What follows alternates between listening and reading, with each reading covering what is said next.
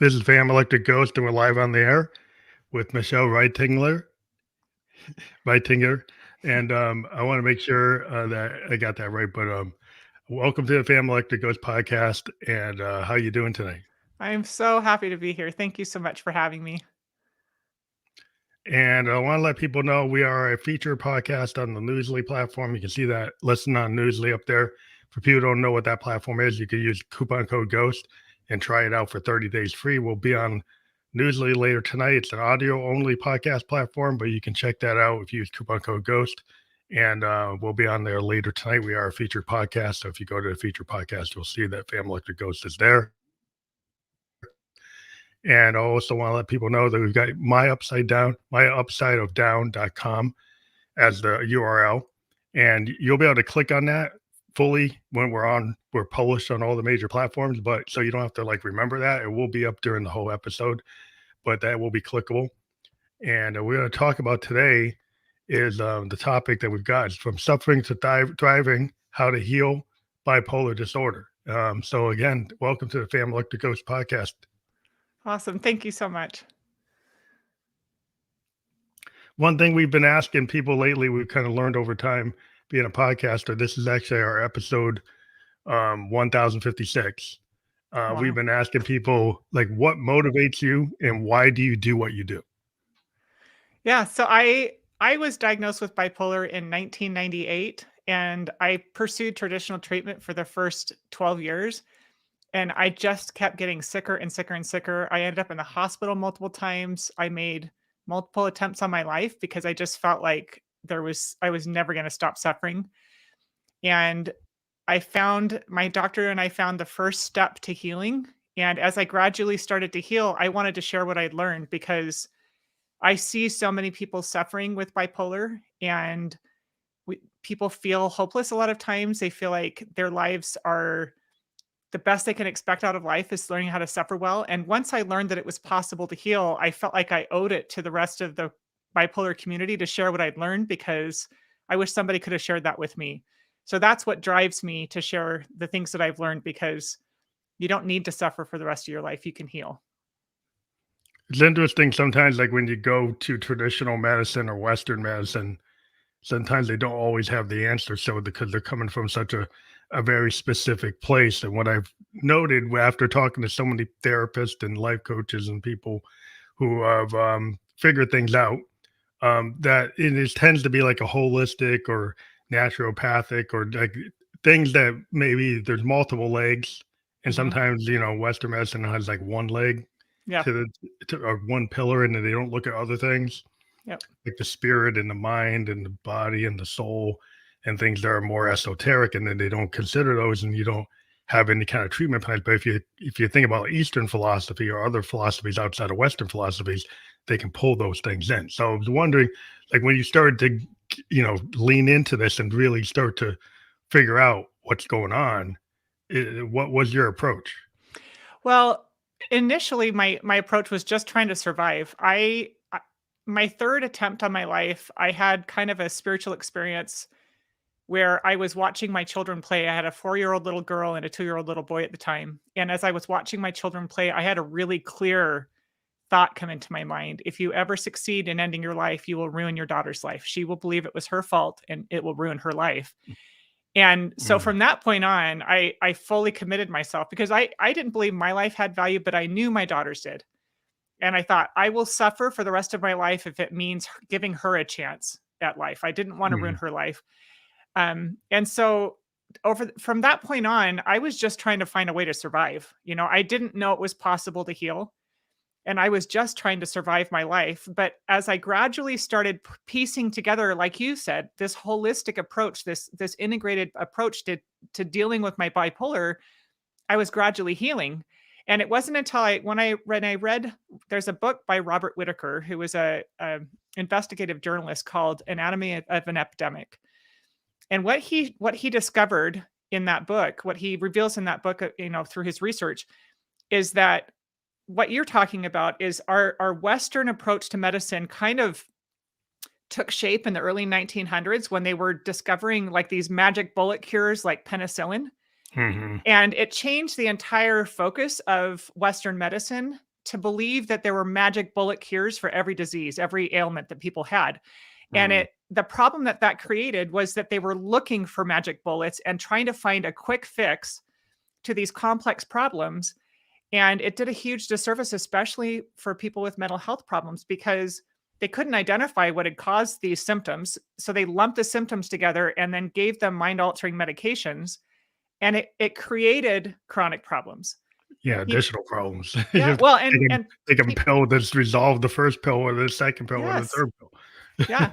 Well, and the thing that the problem that that this mindset has created is that bipolar, the symptoms that we diagnose now as bipolar were extremely rare back in, 50 over 50 years ago. They were very, very rare and they were not chronic. People that did display these symptoms rarely would have more than 2 or 3 episodes and then it would self-resolve.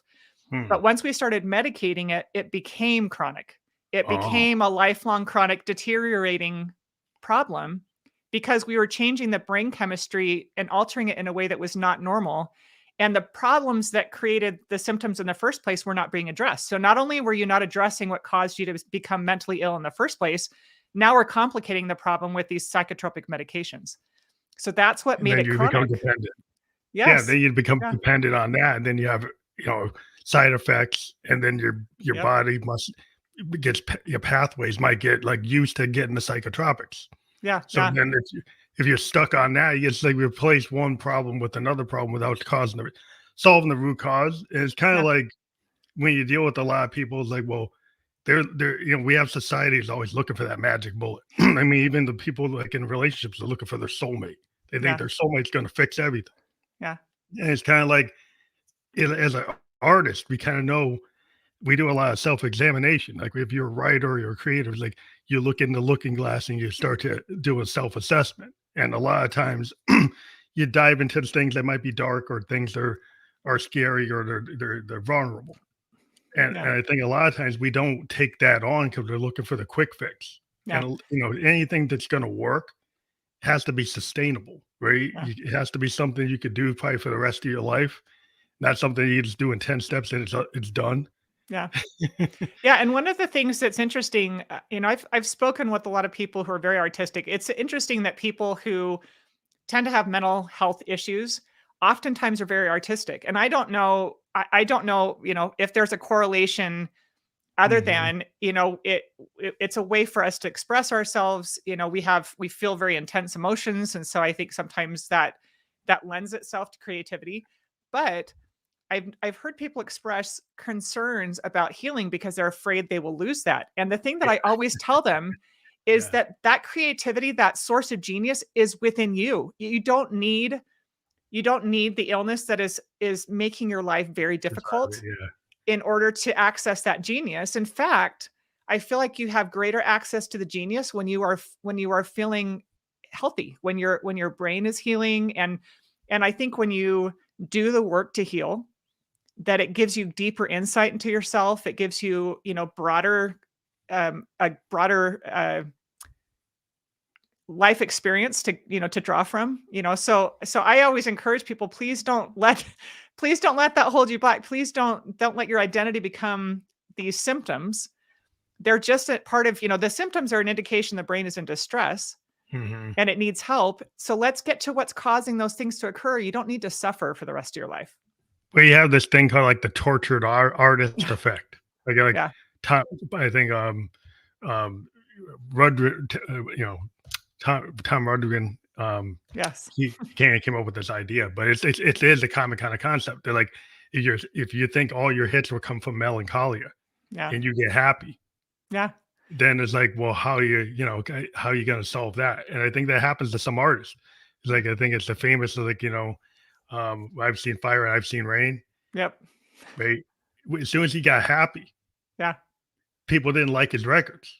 Like when he wasn't talking about like the kind of tortured stuff he started at the beginning, Yeah. and he actually did songs that were more upbeat without Yeah. doing the self analysis. The fans were like, I don't like that, and so then people like the artists get like, well, do I have to be in a total state of like chaos Yeah. to actually be in my art? And you don't. I mean, it's like your fans might want something. You don't have Yeah. to do it just because they want it. Like Yeah. you can kind of you have to evolve, and you have Well, to kind of get where you need to go, and you can't just satisfy certain sets of people. and I think we have a tendency. I think one of the challenges that creates that scenario is when we're struggling with, really negative emotions, we have a tendency to gravitate towards things that validate those negative emotions. So if I'm depressed, I'll listen to really sad music, and it feeds it feeds the depression, it feeds the negativity. When you're manic, you tend towards like really intense emotion, things that inspire intense emotion. But I think part of the problem that we have in our society is that there's this hopelessness around mental illness. This paradigm of care where we're treating it with medications and people are not getting better. There's a hopelessness around mental illness. And so we feel like there's no hope anyway. So I want somebody to understand how I feel. But Hmm. if we can teach people a better way, if people can learn, you can actually heal. I love my life now. I would never go back to the way it was before. I am fully present for my children. The day that my daughter graduated from high school, I was sobbing with joy because I was so grateful I was there. I thought, Yeah. my gosh, look how wonderful my life is now. And I would have missed all of this if I'd given up. I would have missed everything. And life can get better. And if we can provide people a path to hope, then maybe we can change the demand for those kinds of things. Well, you I know? think, yeah, it's really important because mental health is not being considered like your regular health. Like if you look at a lot of people's health plans Yeah, and you try to go through Western medicine, they'll like say, well, you can do 10 visits for a mental health wellness. It's like, well, if you had a heart condition, you're going to limit it to 10 visits I know. or 6 visits. Say they're not treating it like any like the level it should be treated. Yeah, Like it's just like any just because it's mental health, it's not like it isn't diabetes, it isn't heart disease, it isn't lung cancer. It's like it's that stuff doesn't just go away. You just don't yeah, limit ration the care.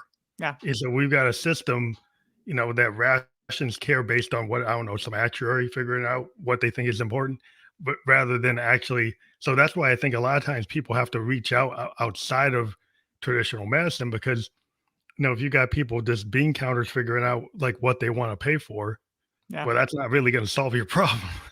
Well, and I think part of the problem too is that it's very expensive to have a mental illness right now. Because the treatment does not resolve the issue. People are, I was telling my husband one day, it was a few years after I got off of my medications and I started to heal. And I was looking through our budget, and I was recognized how little I was spending on mental health at that point. And I told my husband, I said, I feel like there's a financial incentive to keep us sick Mm, because I was, when I was really sick, when I was, using medications and that, I was in and out of the hospital. They did electroconvulsive therapy, which is extremely expensive treatment. My medications, at one point, I was on 7 different medications. And it's very taxing on on our healthcare system. And people who have mental illness, especially people with bipolar, on average, 83% of the people diagnosed and treated for bipolar with medication will become severely impaired, meaning disabled by the disorder. And it's because they're not helping people heal. They're creating a chronic problem. And so those people can't work. So we've got people who can't work. They have huge, medical bills. It's a massive drain on society and they're suffering. Their quality of life is in the garbage. And so we need to just shift. And one of the things, like you mentioned at the very beginning, we need to shift the way we think about this type of treatment, because I hate when people will talk about this as alternative treatment, because most of the things that I use to heal have been around for thousands of years. They are yeah, not alternative. The alternative treatment is actually medication. yeah. Medication has only been around for 50 years, whereas, the things that I use, mindfulness meditation, micronutrients, the only reason we need micronutrients now is because our food supply is so deficient in Yeah, it's not in the homegrown. nutrients that we need, That's right? not homegrown. We don't eat Yeah, enough veggies. We don't eat enough fresh foods. yeah, and even And the and even the fresh foods are deficient in well, nutrients yeah, because the because soil is so depleted. the bioengineered, or they're Yeah, using the bad soil. And it's not like yeah, if you go like I live in New Hampshire, so we have a lot of organic farmers mhm, that have really good stuff. And you go to farmers market and they look, you're yeah, not getting your some from some big like corporate farm. yeah, Even the meat you can get like from an organic farmer. It's got grass fed. It's their field. It's not Yeah. Monsanto's field. Yeah, yeah, yeah. But it's And like, it's just it's hard to get that. Like, if you live in a big city, are you yeah, really gonna pay the extra for that for that thing? Because now we have to pay so much money yeah, for, like, 50, 100, 70 years ago.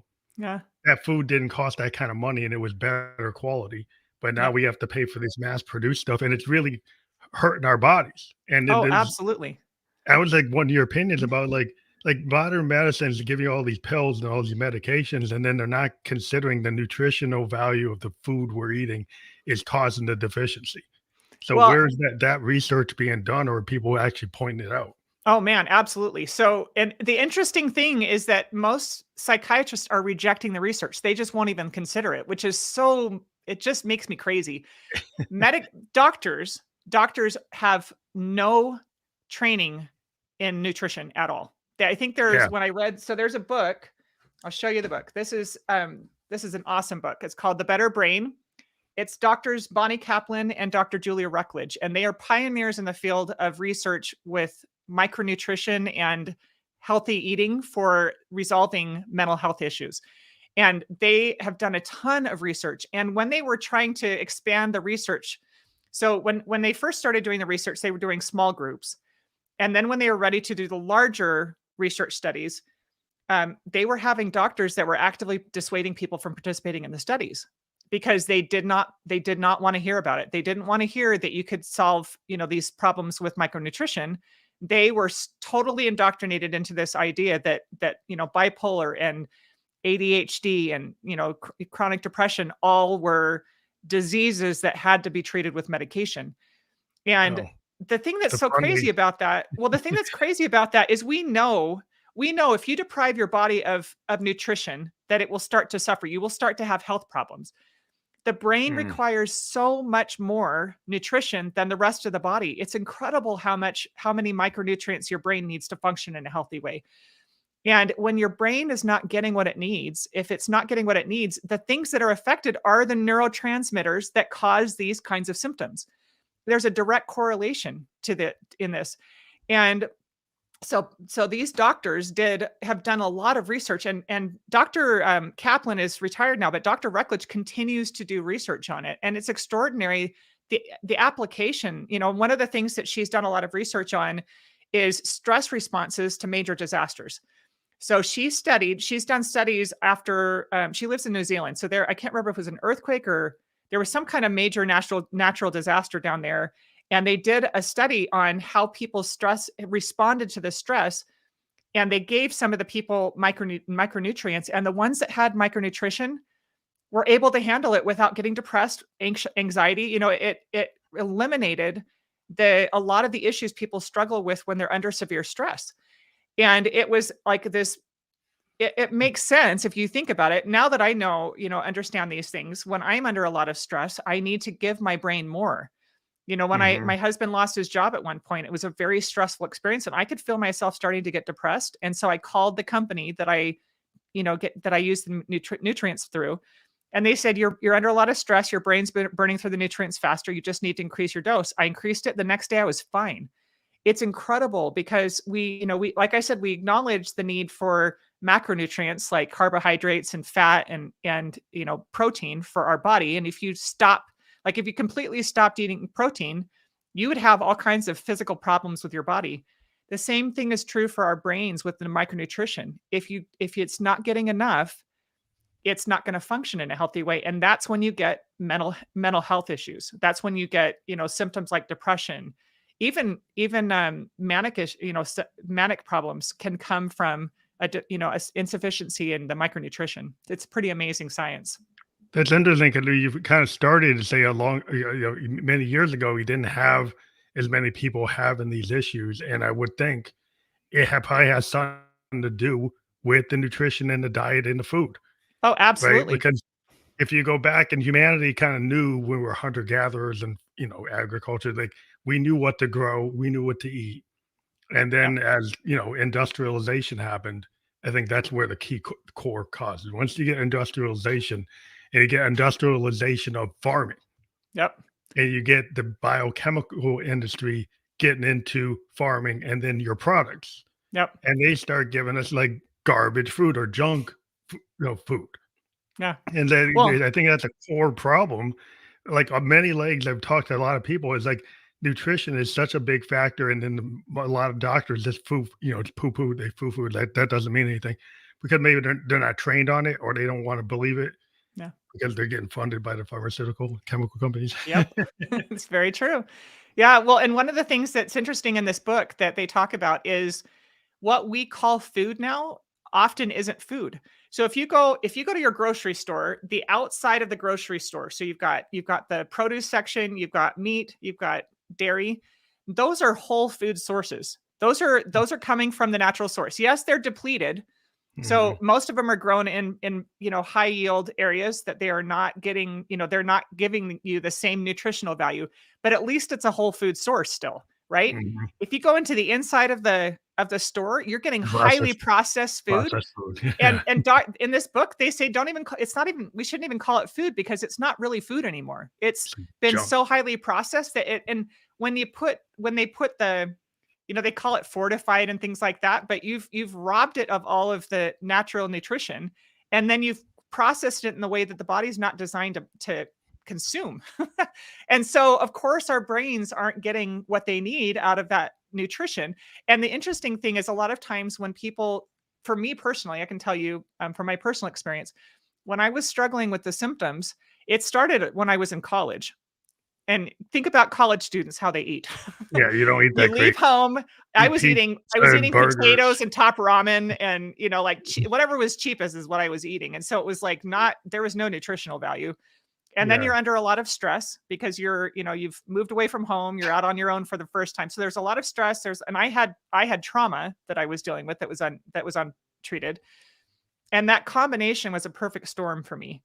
And so that's a lot of times people who are having these kinds of issues then can't are having a hard time taking care of themselves. And so like I was feeding my family like microwave dinners Yeah, it's and so it was just really processed stuff. So it was compounding the problem because our bodies weren't getting what they needed to function. Our brains weren't getting what they needed to function in a healthy way.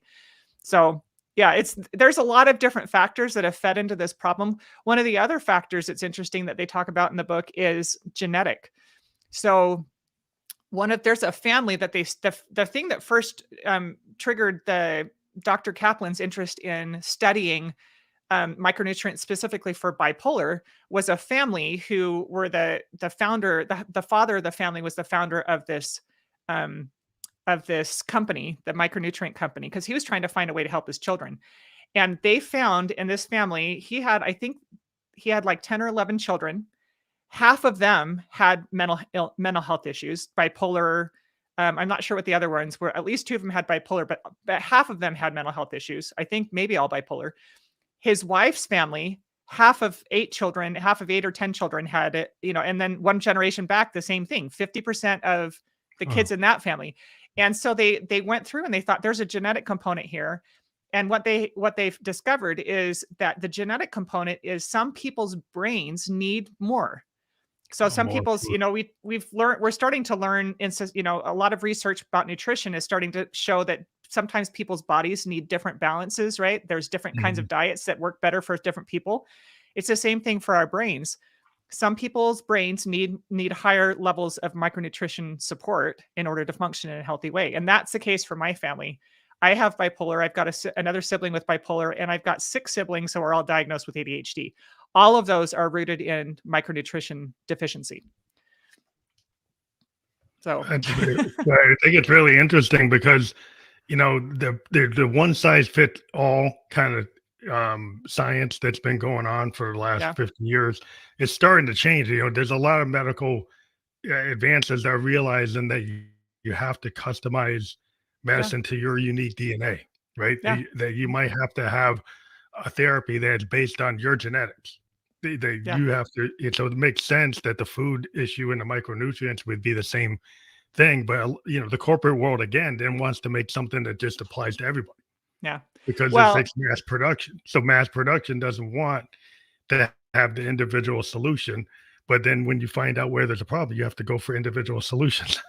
yeah, and that's one of the things that I feel like is so sad with the way that we approach mental health is that We don't look at the individual and get a history and say, okay, so for me, example, I'll tell you about my experience.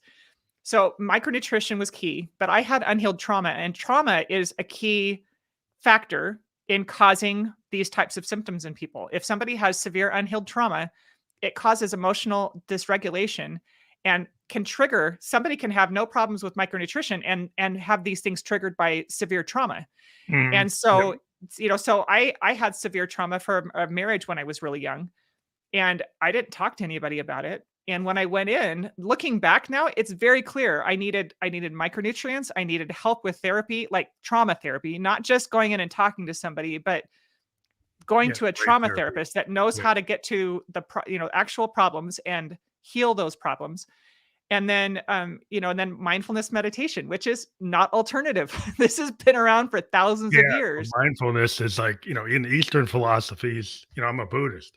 We Yeah. do a lot of things with mindfulness and chanting and regulation of our breath and Yep. just kind of positive mindset. Yeah. So it's not foo-foo. Like you can get the No. Native American. I'm part Cherokee and Blackfoot. And there's like a lot of indigenous cultures had Mhm. this like kind of mind over matter. If you visualize it, you will actualize it. If you speak it, it will make it happen. Yeah. So in the oral history of a lot of indigenous peoples is a lot of like actualization by speaking what you want Yeah. in some way. And then having that kind of positive mindset and then breathing and chanting or just focusing and then also communing with nature. But just these things that sometimes seem esoteric or foo-foo or kind of hippie like is like, no, that's part of like human culture. It's been around Yeah. for like thousands, if not, how long Yeah. we've been here. Yeah, And and then it's they kind of told you, oh, not, you shouldn't do that because that's not real. And yeah. it came from over there. Well, and that's I think that's the challenge, like, you just going back to what you said at the very beginning. These are not alternative because they've been around for thousands of years. There's a reason that they've been around for thousands of years. They work. People it helps heal people's brains. I didn't know anything about mindfulness. We have a society that is so fast paced. We've got all of this new technology that, and I'm not anti-technology, but we've got all Yeah, this technology that is right we now. don't know Here. how it's messing with our brains. They're daily finding new ways that this is messing with our brains, right? And we don't know how to slow down. We don't know how to stay present. There's a lot of like social issues around shaming emotions, and that kind of thing. And so learning how to stay present with yourself, learning how to live in your experiences rather than daydreaming or escaping, those kinds of things, those help us to re-regulate our minds and our bodies. It helps us Yeah. to it was crazy for me when I first started practicing mindfulness meditation. It was so uncomfortable. I was so uncomfortable. Wow. But as I continued to do it, because my mom kept telling me about it, and I'm like, all right, I'm gonna try it. And the more I did it, it was life changing. And this is not hyperbole. I had become so disconnected from my mind and my body that once I learned how to stay present with it, was like all this new sensation, all this new joy. I felt like I could feel more than I'd ever felt before. I wasn't afraid of bad feelings.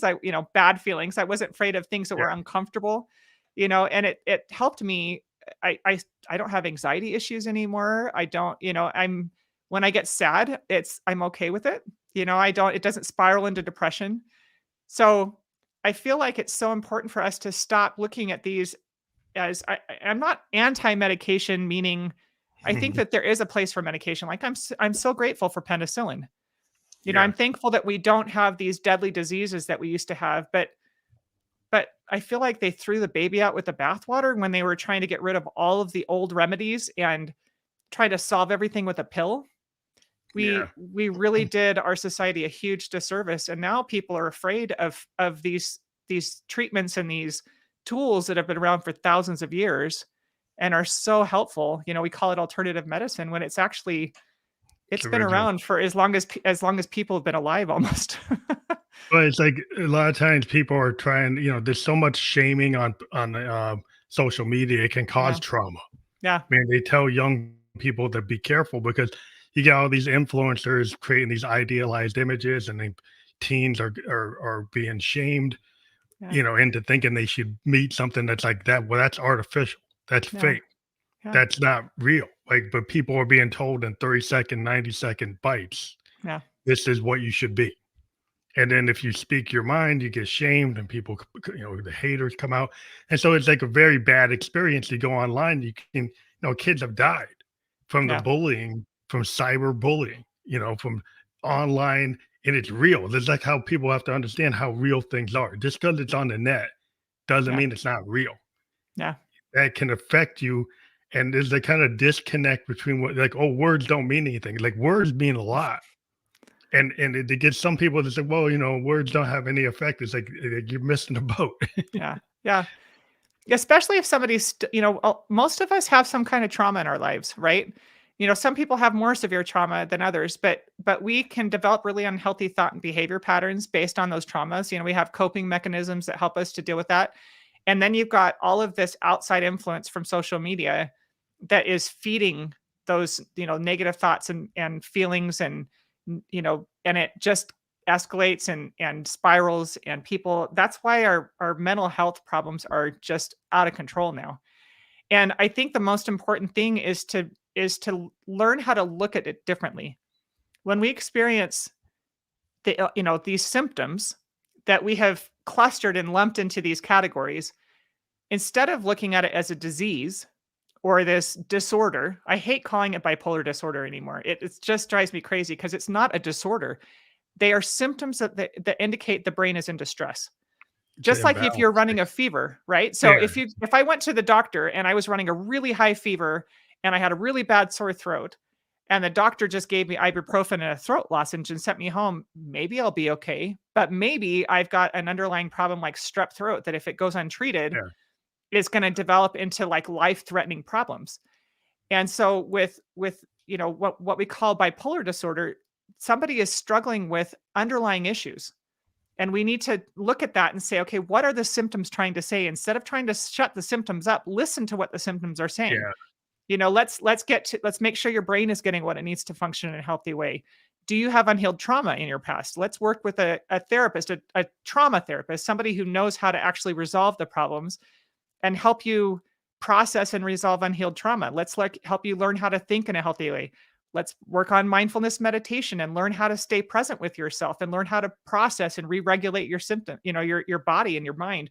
Yoga. I'm sure you've talked with people about yoga, but I remember the first time that I cried in a yoga session, I was like, what is happening to me? I didn't understand what was going on. And it was the first time that I started to think, I wonder if there's something more to this than just, skinny women in yoga pants running around with their lattes, like there's maybe there's something more. And I started studying yoga more and learned so much about the benefits that come, somatic, it's used in somatic therapy for trauma. It's a really wonderful way for us to reconnect with our body, reconnect our bodies and our minds, and help us again, re-regulate our emotions. Um, yeah, so I feel like we just have to reframe what mental illness is so that we can actually help people heal rather than suffering for the rest of their lives. yeah. We've been going through it. I mean, the fact is, like, you do have to have a connection to your body through Mhm. yoga or tai chi or martial arts or whatever you do. Maybe just like learning how to get back in touch with the body, but you've been sedentary. Like a lot Yeah. of problems with our society is like they have the model like you should be in the cube for 8 hours Yeah. and do what the boss wants, Yeah. and you go to the coffee shop so you can be keyed up to stay in the cube Yeah. and not consider, well, maybe you need to take 15-minute breaks, maybe you need to walk, maybe you need to meditate. I was in Yeah. Japan and people would be like in these little parks in downtown Tokyo doing tai chi all Yeah. throughout the day, Yep. and people would go out and then get tea, different types of teas instead of coffee, Yeah. and they would be doing martial arts or tai chi or Shinto type practices, or there's something meditation. You would see it, Yeah. and you're in the middle of this big city, and people would just carve out the time Yep. to have time for themselves, even though they're like really on the clock. They still carved out the time for themselves, and I think Yeah. that's where the mistake that we make is we don't connect the body, mind, spirit, soul, Yeah. and this thing is like, well, I'm just going to push it. Yeah. So we get to these burnout things where like, "Oh, I should just stay here for 8 hours, or I stay up all night doing this," without having any balance, Yeah. without having any kind of recovery, not shaking anything off and saying, "Oh, you gotta just suck everything up."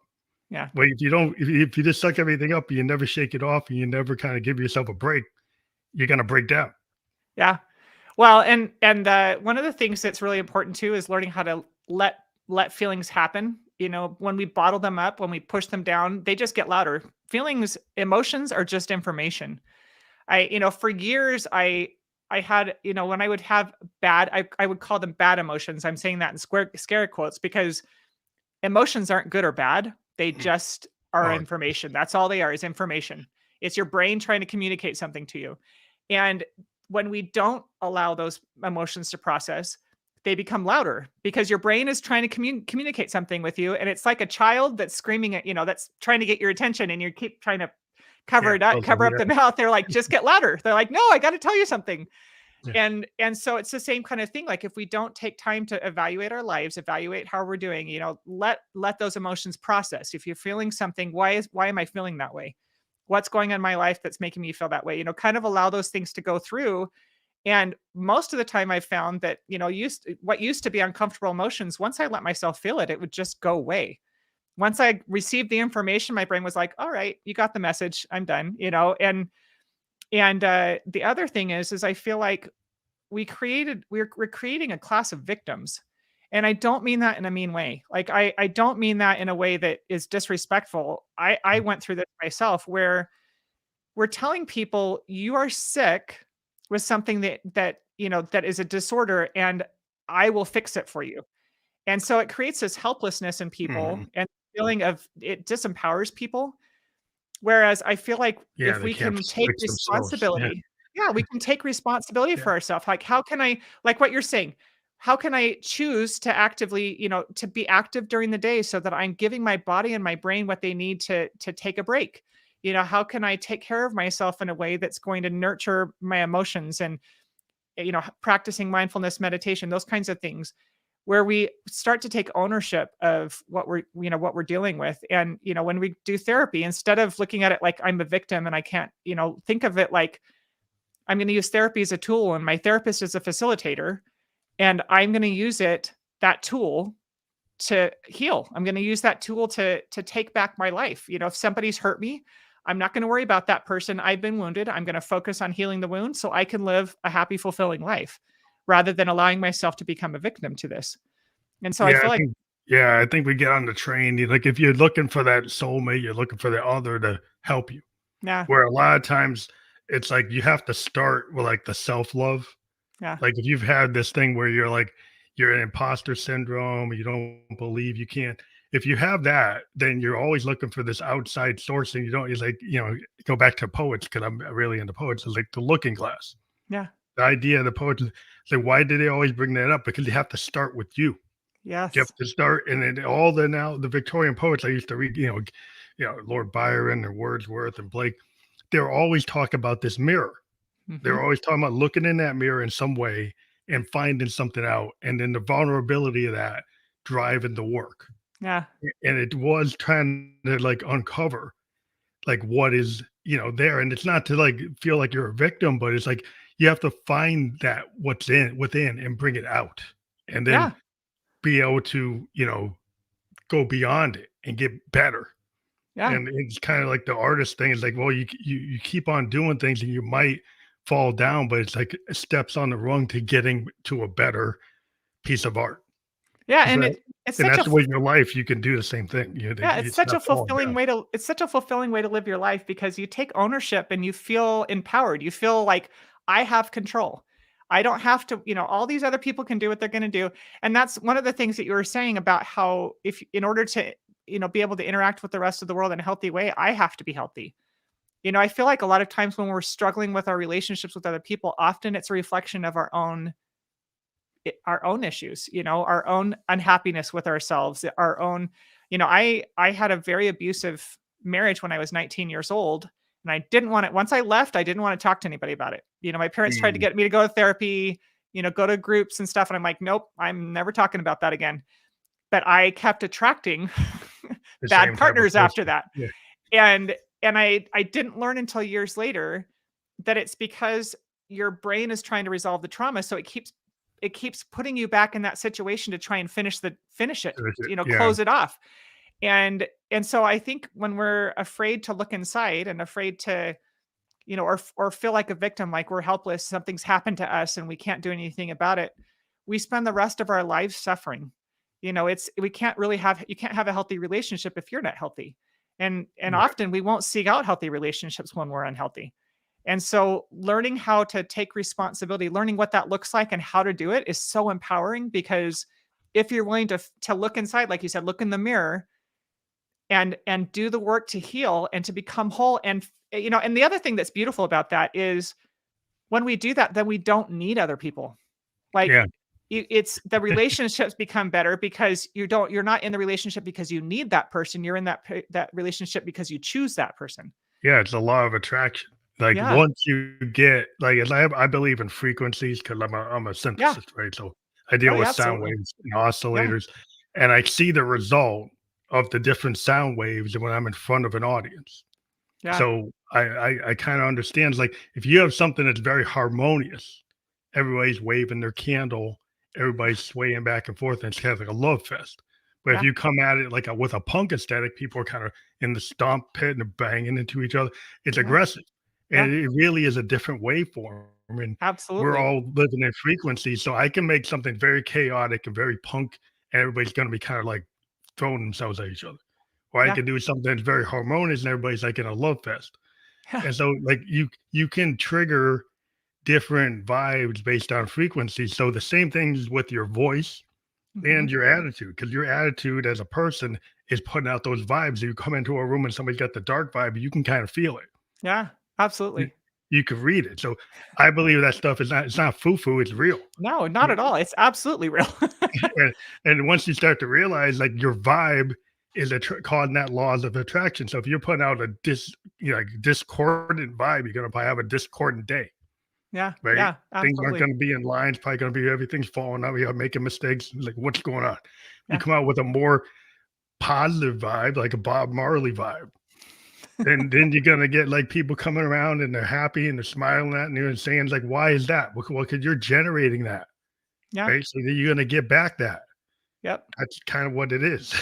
Absolutely. Absolutely. And it's, I think that because of all the noise that we have in our society, we've started losing touch with that reality. I think that, when you know what I mean by noise, like there's Yeah, just people are always on their phones, they're always, and so we're losing the connection and understanding of the vibration. We're losing the understanding of how our vibration is affecting our life and how, you know what I mean? So yeah, I feel like understanding those things, learning how to look in the mirror, like you said, and take responsibility for yourself and do the work to heal, it does absolutely attract, more of the, more of what you become, more healing, more, whole people. And one of the things that I had the best analogy, I had a trauma therapist on my podcast, and she was talking about how when we have unhealed trauma,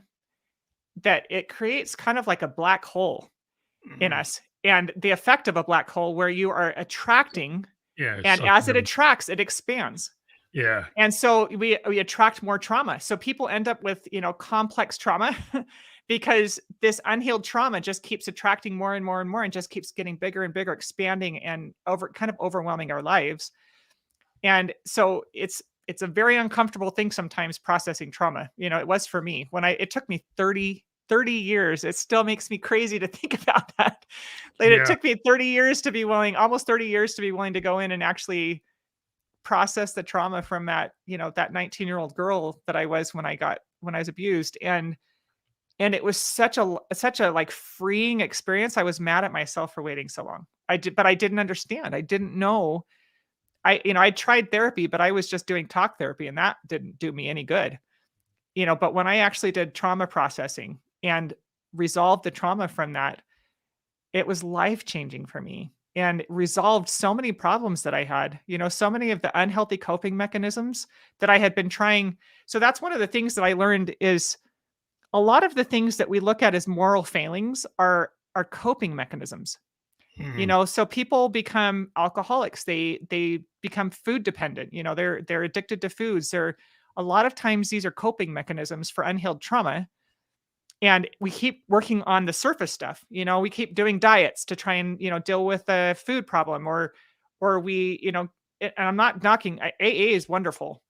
Um, but if we don't actually resolve what caused us to use that coping mechanism in the first place, we're either going to continue to struggle with that one, or it's going to transfer to another one. Yeah. And so you got to get to what's causing the problem in the first place and resolve that issue. And once I did that, all of those negative coping mechanisms that I had been trying for years to get rid of were just gone. Like I just didn't need them anymore. I didn't have any desire for them anymore. It was just gone. It's hard because I think society is kind of set up, if I was a sociology major, and it's like the idea of like the microcosm and the macrocosm. So you have the Yeah. microcosm is like an individual, and the macrocosm is like the overall society. So if you have a social mores that says we don't talk about our hurt, we don't Yeah. talk about our feelings, we keep that down, and that's the more. That's what you have to do. Well, Yeah. then you never resolve it because if you don't resolve it, it builds up and then it explodes, and then you end up with a whole population in prison Yep. or in their own prison through addiction, Yep. or they get into different prisons. Like the prisons can be the prison of the mind or the physical prison. You can end up in both, either place or both. Yeah. So, like a lot of times, the construct is that you have to kind of be on the bell curve of that construct and like be willing to kind of be on the edge and say, well, no, I'm not going to. They say you should do that, but I don't have to do that because I have my own mind. Yeah. And then once you have your own mind, you say, I'm going to do what's good for me. I'm Yeah. not going to try to get along to go along. Yeah. You know, and it's hard because society tends to have the mores like get along to go along, and then you'll do something that hurts you Yeah. just Well, because like, that's where it's supposed to be. But it and doesn't you're have right. It's very uncomfortable being a cycle breaker. It is not. It is really hard, and it's generational trauma in our societies, and it can be generational trauma. We can have um, trauma that's associated with the socioeconomic status that we're in. We can have trauma that's associated with our race. There's all kinds of different categories that we fall into that sometimes come with trauma, and and we have to be brave enough to face it and to be a cycle breaker. We don't want to keep perpetuating that. For me, there was intergenerational trauma that I started doing therapy and healing. I started discovering, and this is not criticism of the family I grew up in. It was, Mm. those issues were come by honestly. It was come. I don't know how many generations back it went, but Mhm. but once I recognized it, I thought I have got to stop this. I don't want to pass this down to my kids. I don't want my Yeah. grandchildren dealing with this. And it's the same thing, if whether it's within our race or whether it's, whatever, wherever it's coming from, we have to choose as an individual, like, how do I want to live? What do I want my legacy to be? How do I want to influence the people that are in my life? First I have to take care of myself, whatever that looks like. How do I take care of myself? How do I stop this trauma with me? How do I be the end point for that and not push it on to the next generation or push it on And to that's the, like to the people? revolutionary. Yeah. It's very revolutionary because a lot of times people think, well, that's selfish, right? So you get people would say, if you try to take care of yourself, that's selfish. It's not, or they wonder like, well, how did this person get to be exceptional? Well, they kind of went to the edge of that bell curve and they pushed it. And Yeah. even when people said they hated it, the people said they didn't like it, or why are you doing that? Why don't you just go with the flow? And people are like, I have to do this. And sometimes what happens is you lose friends, you'll lose certain Yep. things, but you gain other things. Yeah. And so you gain new perspective. You get the law of attraction. You get to where you need to be. Like if you were Yeah. living in this zone when you're young and you were falling into the wrong situations, and then you get out of that zone, well, people from that period are not going to probably be aligned with you anymore. Yeah. Right? Yeah. They're going to have a whole new group of people. If you keep on pining, why can't I get back to them? Well, you're going to go backwards. Yeah. You have to like if they can come up to where you are, if they can get into your frequency, that's cool. If they Yeah. can't, well, that's cool too because like they're not on that frequency. So you go where you go. Yeah. It's a painful process. It's not an easy thing to do because You do have to. There's, that story about the dog. I think it's like a dog that's laying on a porch and it's laying on a nail and it's howling over and over again. Have you ever heard Mhm, that story? mhm. And somebody comes up to the owner that's sitting on a rocking chair and they're asking him like, why doesn't he just move? And he's like, he's just comfortable the way he is. He just likes to complain. And I think that there's truth to that. There's we know it's I think change is scary for a lot of people, and the idea of like revisiting trauma is scary for a lot of people. And so we're like, I know, even though I don't like the way I'm living right now, I know this hard. I know Yeah, what you this know is it. like, Yeah, you know? yeah, And routine. what if, and you're afraid of what you don't know. But I can tell you, I avoided that trauma healing for over 25 years. It was only when I realized I was in a marriage counseling. My husband agreed to go to marriage counseling, and we were in a marriage counseling session, and I discovered that my unhealed trauma was impacting my husband and my marriage. And I was horrified. And once I realized that, I'm like, I have to do this. I have got to face this. And it was hard. It was the hardest thing that I had done by far. It was really hard. But I was so grateful I had done it. And like I said, I was mad at myself for taking so long, because I'm like, my gosh, I was suffering all these years and I didn't need to. Like, if I had Yeah. just understood what this was like, I would have done it years ago. I would not have put it off all this time. Well, the But patterns, it's kinda like what happens like a codependency, like, people look at it and they say, "Well, how could you be in that relationship?" Well, that's what they know, yeah, and what you know becomes a routine, and you kinda yeah, get mapped into it, and even if it's a bad routine, it's what the routine you know, yeah, and you're more fearful of the routine than where that doesn't happen anymore. Well, I don't know how to live in a world that's not chaotic, yeah, right? They don't know how to live with peace of mind, yeah, right? So they'd rather be in the noise than get to the place where there's peace. And that yep, seems kind of counterintuitive, but the way our brains work is like we get people in these patterns, and doesn't make logical sense all the time. It's like, well, why would you do that? Because it's not always logic coming into play. It's like you have yeah, to think about, you have to remap your brain to yeah. kind of move toward like why would I want to be there? What do it might take you 20 years to figure out you don't want to be there.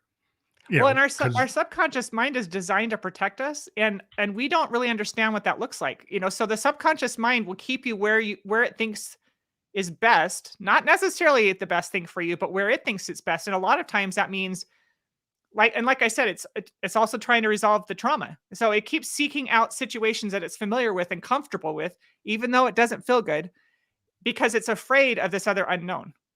And, I for me with bipolar, I lived with those bipolar symptoms. I lived on a roller coaster for over a decade, and I was not comfortable with consistency. I longed Mhm. for it. I longed for just a steady life. I longed for consistency.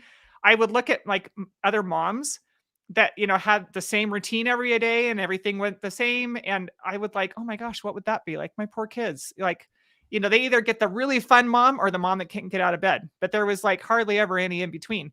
And anytime I was in that stable in between, I was anticipating, and I think probably creating the next mood swing, Mhm. because there was just like this fear I had. That I told my husband one time, I said, I have this feeling I'm going to go over a cliff anytime. And years later, I thought, I think I was creating some of those mood swings because I was Yeah. so uncomfortable with the steadiness. It took a long time for me to get comfortable with just routine and steadiness. And now I love it. Like my Yeah. life is, and it doesn't, it's not that your life is boring. My life is not boring at all. Like, I love my life now so much better than it was before, because the way that it was before was so out of control, and so I did so much damage. And my life now, I'm absolutely in control, and I can handle stress, I can handle challenges. We choose to have fun. It's not like chaotic, me coming up with really weird ideas kind of fun. It's like, let's choose to go on a hike. Let's choose to go to this fun activity. Let's choose to do these things, and I'm Mm. fully present and I feel everything. Instead of the unwell kind of fun that we used to have that always ended in a crash and, depression for weeks afterwards. Yeah, this remapping your brain to Yeah, kinda get to that place is the crucible kind of like, that's the hard thing. It's always yeah, hard work, and a lot of yeah, times we live in a society, people like, "Oh, the 5 steps and you're set." 12 Yeah. steps and you're set. And like you take this supplement and you're set. It's like nothing's ever that easy. No. There's always a lot of hard work. You look at anybody that actually gets anywhere, there's no overnight like success story. Usually it's step by step. Yeah. People make mistakes, and you gotta, it's every day you learn something until you're not here, right? And every day you Well, get better. I mean, you might make a slip, but it's like that's the way it is. But some people yeah. are like, "Oh, as soon as I make a slip, I'm all done." It's like Yeah. that's not. You can't like. You have to think like you have to be more Yeah. willing to deal with the happy accident or the Well, so-called and mistake. just learn from it. When I was first going through the healing process, I had this image of myself climbing a mountain. And so anytime I would experience any kind of symptoms, I would feel like I was failing. It felt like chutes and ladders where I would be going up and then I'd land on a slide and slide back down to the beginning. And I had a really great conversation with my therapist one time when she said, that's the wrong way to look at this. She talked about the addiction recovery cycle. And she said, it really looks more like this, where with the addiction recovery cycle, you don't want to focus on, pre-contemplation and contemplation, or when you don't really take ownership for the problem. So you want to eliminate those steps from the cycle, but you have, that you've made the decision to heal, and then you're taking action, and then you get to, you take the action, you get to maintenance, and then you might have a day when you end up with symptoms again and you slide back, and I call those learning points. It's not Mhm. failure. It's not even relapse. You're just learning. What can you learn from that? Why did you experience those symptoms? For me, that was super valuable information because that was when I started identifying triggers. Like what triggered that? Why did that trigger depression? Why did that trigger a hypomanic, state in me? Yeah, to better. And yeah, and as I learned those things, then I could take it back to my therapist and say, okay, I had this experience and it triggered this in me, and then we could kind of dig down and figure out where's the trigger coming from? What's causing that emotional disruption? And so instead of looking at it like failure, you look at it like information.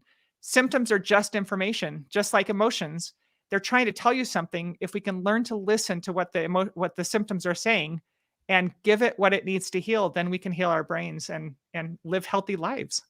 That's a good way to look at it because, like, the all or nothing, you get that kind of alpha male, like, oh, if Yeah. you don't stick to the plan, you got to start scrap and start all over again. Yeah. Where, like, I look at it as like, I'm a musician, right?